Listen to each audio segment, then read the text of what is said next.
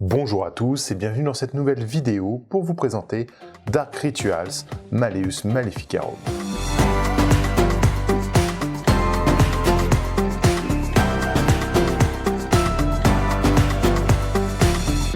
Dark Rituals est un jeu développé sur Kickstarter pour la société Dark Gates. Il est proposé en français grâce à Légion Distribution. Alors Dark Rituals, comme vous le voyez, c'est une très grosse boîte qui, évidemment, si j'en parle, contient plein de figurines. Ça va être un jeu de type Dungeon Crawler, où il va y avoir un joueur qui va incarner les forces du mal, et les autres joueurs vont avoir chacun un héros pour tenter de l'affronter. Là où le jeu va être très intéressant et assez original, c'est qu'en fait le joueur des forces du mal va jouer entre chaque joueur. Donc, dès qu'un joueur a fini de jouer, le joueur des forces du mal va jouer son tour, etc. jusqu'à ce que tout le monde ait joué. On va retrouver plein de mécaniques hyper intéressantes qu'on a déjà vues à travers les jeux modernes sortis dans ce type de jeu. Et surtout, c'est enfin un jeu Dungeon Crawler avec un maître du jeu. Ça fait un petit moment qu'il n'y en avait plus sur le marché. Donc là, autant vous dire que le Guerrero est très content de renouer avec ce type de jeu, ce type de matériel. Car en effet, aujourd'hui, on va plutôt avoir des jeux 100% coopératifs avec une application par exemple ou autre chose. Là, on est vraiment dans du Dungeon Crawler traditionnel avec un maître du jeu affrontant les joueurs. Alors, le manuel de règles est assez épais, mais parce qu'il couvre beaucoup de cas de figure. Le jeu n'est pas si compliqué que ça, au final. On va avoir des fiches de personnages et des cartes leur correspondant.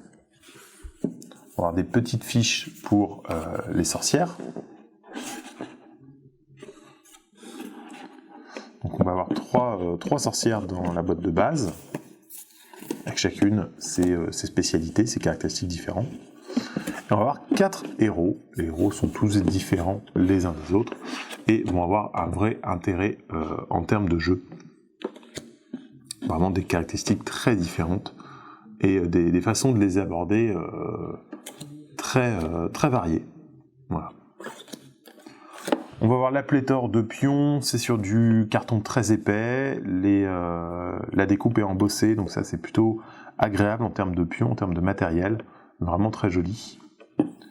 Les illustrations sont chouettes, alors c'est très, on est dans quelque chose de dark et d'inquiétant, donc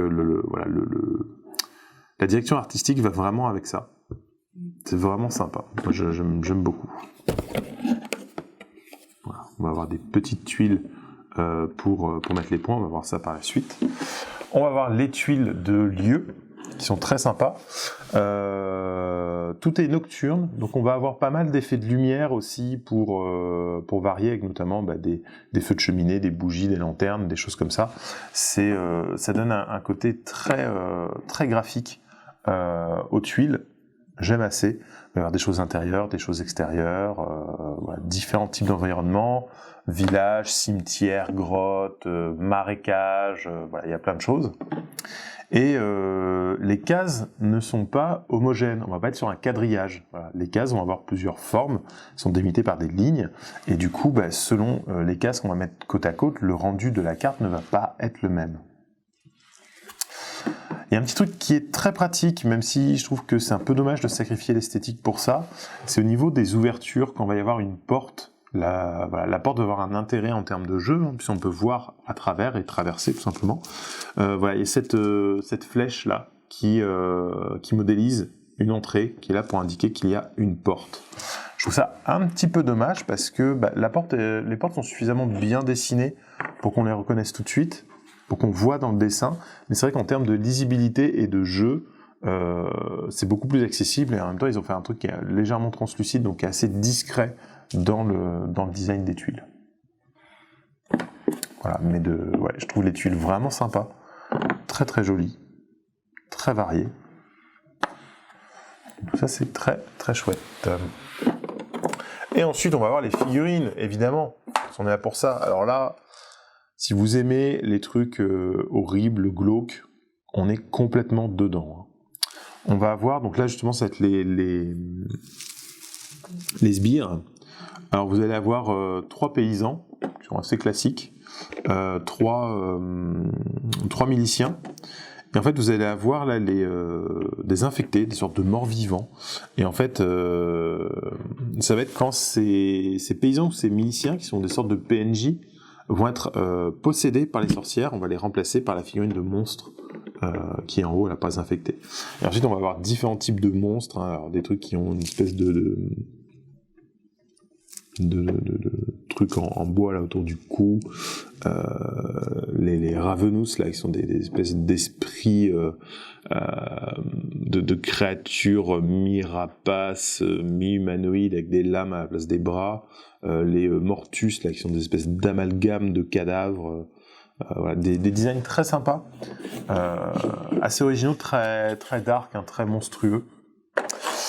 Et là, on va voir le reste du matériel avec un gros démon. Pareil, le démon, il est dégueulasse au niveau des détails. Je vous laisserai explorer la figurine en détail chez vous, mais c'est vraiment, il y a des trucs très très sales avec des veines à des endroits qui laissent peu de doute sur ce que c'est censé représenter. On va voir les figurines de sorcières. Pareil, 3 sorcières très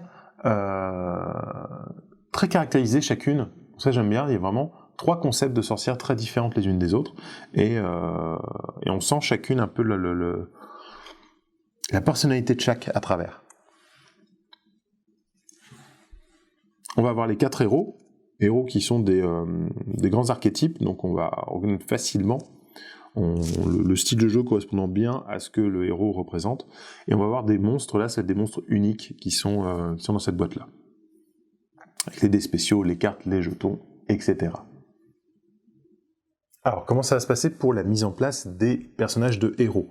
Donc chacun va avoir sa figurine, sa fiche de personnage, son grimoire personnel, hein, qui va être les sorts lui correspondants, et un petit objet de départ qui va avec.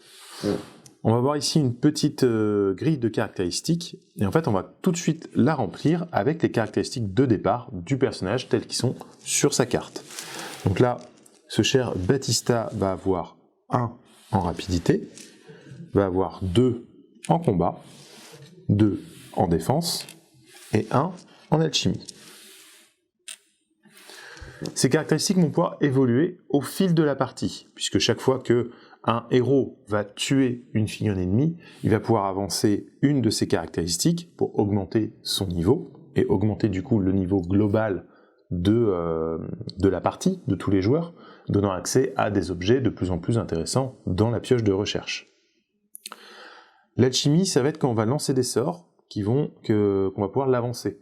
Et du coup, débloquer des sorts de plus en plus puissants. Au départ, on va avoir accès que aux sorts de niveau 1, puis ensuite les sorts de niveau 2, 3 et 4.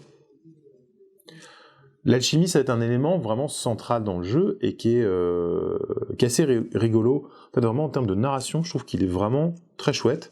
Parce qu'en fait, on va piocher des cartes plantes. Il va y avoir des marqueurs plantes à différents endroits. Vous allez pouvoir les ramasser et piocher des cartes correspondantes. Et du coup, selon la plante que vous allez ramasser, vous allez pouvoir déclencher des effets, parce que votre personnage connaît comme ça des sortes de recettes et tout. Donc on est un petit peu dans du RPG, voilà, ça rappelle un petit peu The Witcher, avec les fabrications des potions, des choses comme ça. Il y a un petit côté très sympa comme ça, de mini-jeu dans le jeu, qui va vraiment apporter de la profondeur et de la richesse à ce gameplay. Sur la fiche de personnage, on va retrouver toutes les informations dont on a besoin pour pouvoir jouer. Donc ça c'est sympa, parce qu'on n'a pas besoin de fiches récapitulatives, tout est vraiment sur les fiches de caractéristiques, et surtout ça peut être différent d'un personnage à l'autre. Dans un premier temps, on va avoir 3 valeurs ici qui vont représenter les sources d'énergie. Donc on va additionner tout ça, ça nous donne l'énergie. Batista, il a 10, donc je vais poser 10 jetons énergie sur lui. C'est l'énergie qu'il va pouvoir utiliser pour réaliser ses actions. Quand on va jouer, on va faire, en gros, chacun son tour, le maître des ténèbres et le groupe d'aventuriers. Le groupe d'aventuriers choisit quel aventurier s'active. Quand on fait une activation, on va avoir le droit de faire 1 ou 2 actions, pas plus, et on va dépenser les énergies correspondantes. Quand je dépense les énergies d'un héros, elles vont aller dans le petit tonneau qui est là, Et quand un tour s'achève, soit parce qu'un joueur n'a plus d'énergie, du coup l'autre joueur peut dépenser toute l'énergie jusqu'à ce qu'il ait fini de jouer, ou soit parce que les deux joueurs ont passé, on va récupérer toute l'énergie qui a été mise de côté et on commence un nouveau tour. J'ai ici sur la feuille directement les actions que je peux faire. Donc par exemple, si je veux me déplacer, je vais dépenser 2 énergies. Si je veux taper, j'ai ma hache qui est ici, ça me coûte 2 énergies. Et ça va me dire directement quel dé je vais lancer, ça me propose de lancer un dé jaune et un dé bleu. Les dés n'ont pas les mêmes résultats sur toutes les faces. Par exemple, le dé jaune a une face vierge, alors que le dé bleu n'en a pas. Donc voilà, il y a plus ou moins de réussites selon les dés, et les dés verts et rouges sont les dés de défense, avec un dé vert qui a que 3 faces réussites, et un dé rouge qui lui en a 5, avec 2 doubles réussites. Donc c'est très simple, en termes de jouabilité, on va dépenser les ressources correspondantes.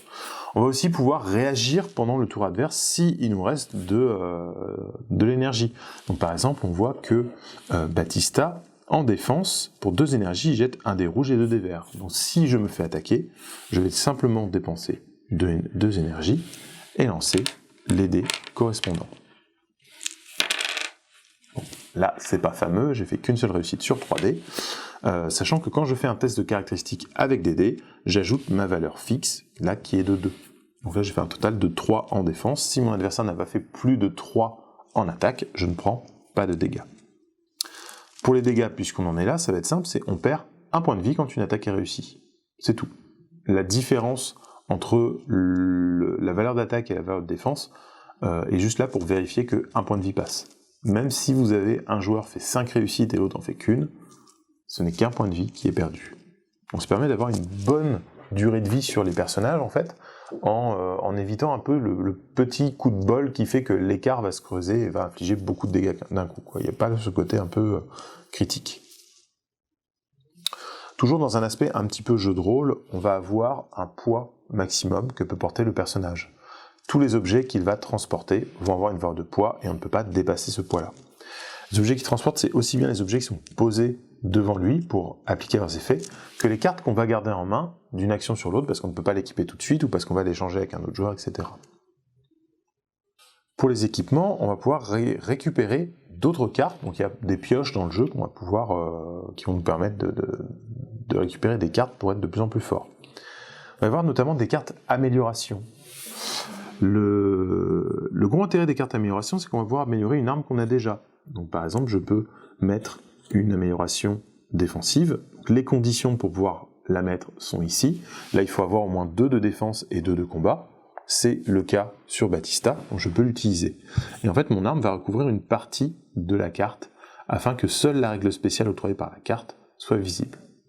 Il y a aussi des cartes qui vont être offensives, et vous voyez, en fait, les deux se combinent pour faire la taille de la carte équipement. Comme ça, mon équipement est amélioré en attaque et en défense, ça va me permettre d'avoir des pouvoirs supplémentaires. Le maître des sorcières, quant à lui, va avoir beaucoup plus d'énergie, évidemment, bien que si on rapporte ça au nombre de joueurs, finalement, c'est assez semblable. Il va avoir plusieurs plateaux, donc là, notamment, il va y avoir l'endroit où il va dépenser son énergie, dans ce genre de marmite, sachant que s'il veut faire venir une sorcière en jeu, il va devoir en défausser 5 définitivement. Donc, ils sont retirés de la partie, c'est des jetons qu'il n'aura plus par la suite. On va voir le grimoire des sorcières qui va être ici, qui correspond à leur capacité spéciale. Les fiches des sorcières en grand format avec les capacités qu'elles peuvent faire. Et les cartes des créatures, des sbires en fait, qu'on va avoir sur le plateau. Et il va y avoir ce petit tableau qui va être un peu l'avancée du scénario. Donc, chaque fois que le maître des ténèbres va tuer un cerf, réaliser un objectif ou tuer un héros, il va avancer comme ça. Et s'il arrive jusqu'au bout de la ligne, on va retourner toutes les cartes sur leur face rouge où elles sont beaucoup plus puissantes. Voilà, le Seigneur des Ténèbres est à son apogée. Ici, il va y avoir différents effets, donc la mise en place du cadran va dépendre du scénario, et pareil, on va poser des jetons dessus, et quand on retrouve un jeton qui est là, donc le scénario vous dit à quel endroit il faut poser ces jetons ici, ça va être des récompenses de la peste, le maître des ténèbres va pouvoir piocher des cartes de peste pour pouvoir embêter les joueurs. Il va aussi y avoir des sacrifices qu'il va pouvoir faire au fil de la partie selon les conditions du scénario, et le scénario va lui dire qu'il faut qu'il réalise un certain nombre de sacrifices parmi les 4 là, pour pouvoir gagner la partie. Au niveau des activations, ça va globalement se passer de la même façon que pour les héros. Le maître des ténèbres va choisir un personnage, une figurine, qui va faire jusqu'à 2 actions. Les actions sont listées sur la carte, le coût des ressources nécessaires sont directement en face avec les pouvoirs spéciaux et tout. Enfin, c'est bien parce qu'on a vraiment tout sous les yeux, il n'y a pas trop de choses à aller chercher dans les règles pour vérifier que et tout. Une fois que la règle est lue, c'est assez clair. Donc moi j'aime bien en termes de lecture graphique, tout est là. Voilà, si je veux que mon épouvantail se déplace, ça me coûte 2 énergies. Si je veux qu'il fasse une attaque au corps à corps, ça me coûte 2 énergies, et j'ai droit à un des bleus, un des jaunes. Avec ce petit truc quand même, où les dés, non seulement sont représentés par une couleur, mais sont aussi représentés par une forme, pour les gens qui ont des problèmes pour différencier les couleurs. Donc là, rond, carré, losange et triangle, pour réussir à différencier les différentes couleurs. C'est bien pensé. Je trouve toujours ça chouette que ce soit prévu dans le design d'un jeu.